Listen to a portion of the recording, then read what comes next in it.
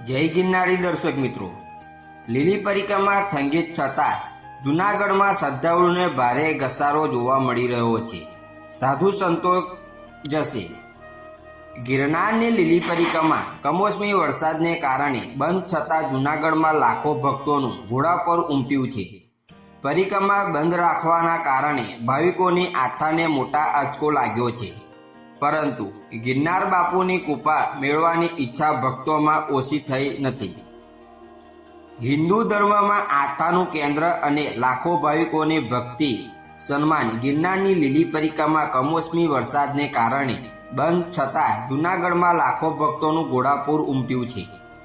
પરિક્રમા બંધ રહેવાના કારણે ભાવિકોને આસ્થા અને મોટા આંચકા લાગ્યો છે. પરંતુ ગિરનારી બાપુની કૃપા મેળવવાની ઈચ્છા ભક્તોમાં ઓછી થઈ નથી. ઘણા ભાવિકોએ પરિક્રમા રૂટ પર જવાને બદલે ગિરનાર પર્વત ચડવાનું શરૂ કરી દીધું છે. પરિણામે ગિરનાર પર્વત ચડવા માટે પગથિયા પર ભાવિકોનું ઘોડાપૂર ઉમટી પડ્યું છે અને ભારે ભીડ જોવા મળી રહી છે. તેઓ આ રીતે પ્રતિકાત્મક રીતે પોતાની યાત્રા પૂર્ણ કરવાનો પ્રયાસ કરી રહ્યા છે. કમોસમી વરસાદના કારણે પરિક્રમાનો રૂટ સંપૂર્ણપણે ધોવાયો. ગિરનારની લીલી પરિક્રમા આ વર્ષે કમોસમી વરસાદને કારણે જાહેર જનતા માટે સ્થગિત કરવાનો વહીવટતંત્ર અને સાધુ સંતોએ સત્તાવાર નિર્ણય લીધો છે. દર વર્ષે ગિરનાર જંગલના 36 કિલોમીટરના કઠિન માર્ગ પર યોજાતી આ મહાપરિક્રમા માટે આ વર્ષે વરસાદ નિધન ઊભું કર્યું છે, જેના કારણે રૂટના રસ્તાઓ સંપૂર્ણ ધોવાઈ જઈને કાદવ કીચડના સામ્રાજ્યમાં ફેરવાઈ ગયા છે. આ તિથિ ભાવિકોને સુવિધા અને સલામતી માટે અત્યંત જોખમી હોવાથી આ નિર્ણય લેવામાં આવ્યો છે. પરિક્રમાનો પ્રવેશદ્વાર પર પોલીસ તેમજ વન વિભાગનો ચુસ્ત બંદોબસ્ત.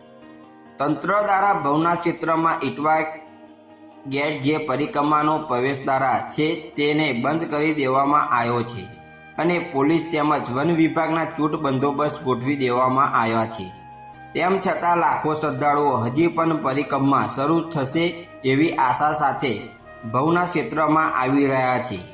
દર વર્ષ જે રસ્તા પર લાખો ભાવિકો પરિક્રમા કરવા જતા હોય તે રસ્તાઓ હાલ સુમસામ જોવા મળી રહ્યા છે.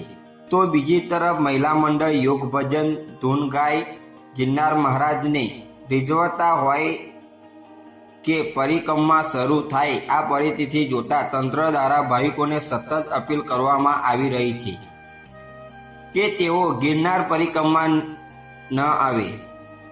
4 દિવસ નહીં તો ભલે માત્ર એક જ દિવસ તો પરિક્રમા કરવાની છૂટ આપો.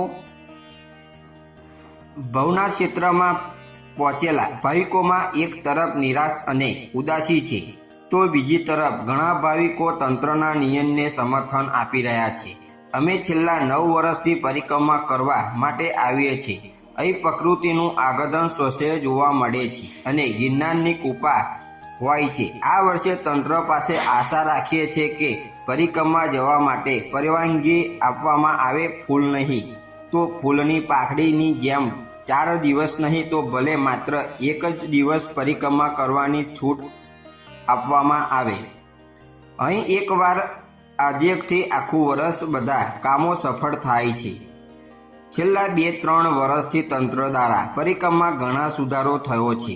આ વર્ષે પણ અમે તંત્રની સાથે જ છે, પણ બધા ભાવિકોની ઈચ્છા છો કે માત્ર એક જ દિવસ પરિક્રમા કરવાની છૂટ મળે. મનમાં એવી ભાવના હોય છે કે કદાચ અહીં આવી અને પરિક્રમા કરવાનો મોકો મળી જાય. પરિક્રમા ક્યારેક ને ક્યારેક કોઈના કોઈ સાધુમાં ભગવાનના દર્શન થઈ જાય છે. અહીં એકવાર આયાથી આખું વર્ષ બધા કામો સફળ થાય છે અને ખૂબ જ આનંદ થાય છે. મિત્રો, આવા નવા વિડીયો જોવા માટે અમારી ચેનલને સબસ્ક્રાઈબ કરો અને કોમેન્ટમાં જય ગિરનારી જરૂરથી લખજો. જય ગિરનારી, હર હર મહાદેવ.